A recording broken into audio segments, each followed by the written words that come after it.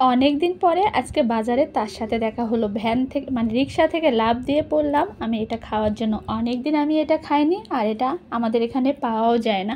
তো ছোটোবেলায় বাসায় ভ্যানে করে বেচতে নিয়ে আসতো, সাইকেলে করে নিয়ে আসতো, অনেক খেয়েছি, নদী থেকে ধরেও খেয়েছি মা বাবার সাথে। তো এখন আর এগুলো পাওয়া যায় না, একদম বিলুপ্ত হয়ে গিয়েছে। আবার কোনো জায়গায় চাষ করে, সেগুলো যেখানে যা চাষ করে সেগুলো পাওয়া যায়। গিয়েছিলাম একদিনের জন্য বড় বোনের বাসায় বেড়াতে। এই যে বড় বোনকে সাথে নিয়ে আমি, বড় বোন আর হচ্ছে আমার হাজব্যান্ড, আমার বেবি, আমরা সবাই মিলে গিয়েছিলাম। এটা বাজারে হঠাৎ করে দেখি যে কাঁকড়া, আর কাঁকড়া যে এত পছন্দ গুড করি ইভিনিং। বুঝতেই পারবেন না। সারাদিন পরে আপনাদের দাদা এখন খেতে বসেছে, আর সে এখন কি দিয়ে খাবে আপনাদের দেখাই। সে খাবে কাঁকড়া দিয়ে। তো কাঁকড়া পছন্দ করে না এমন লোক খুব কম আছে, বিশেষ করে আমি তো ভীষণ পছন্দ করি। তুমি নাও, কতটা নিবা না নিবা নাও।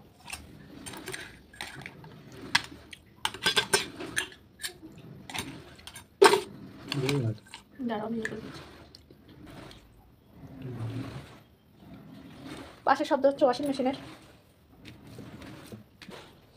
এই যে কার্যক্রম চলতেছে, একসাথে অনেকগুলো কাজ করতে হয়, একটা দুইটা করলে আর হয় না।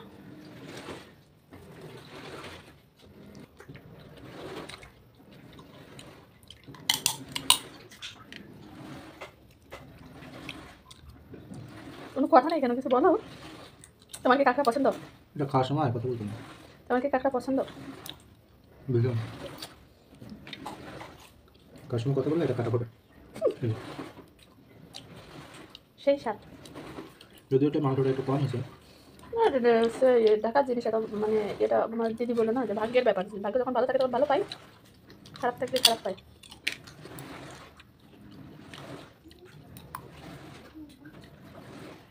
তোমার পছন্দ, আমারও ভীষণ পছন্দ কাঁকড়া।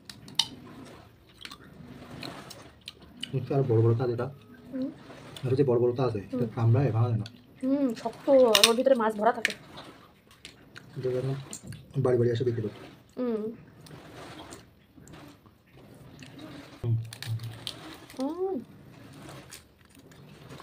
মাছ, হ্যাঁ মাছ আছে, এটা একটু মাছ আছে।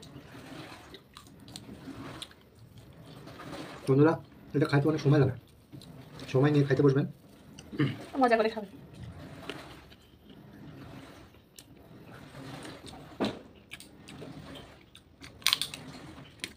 তোমাদের খাওয়াটা এনজয় করো, তোমরা ডিস্টার্ব না করে সারাদিন পরে খাচ্ছ। Okay bye.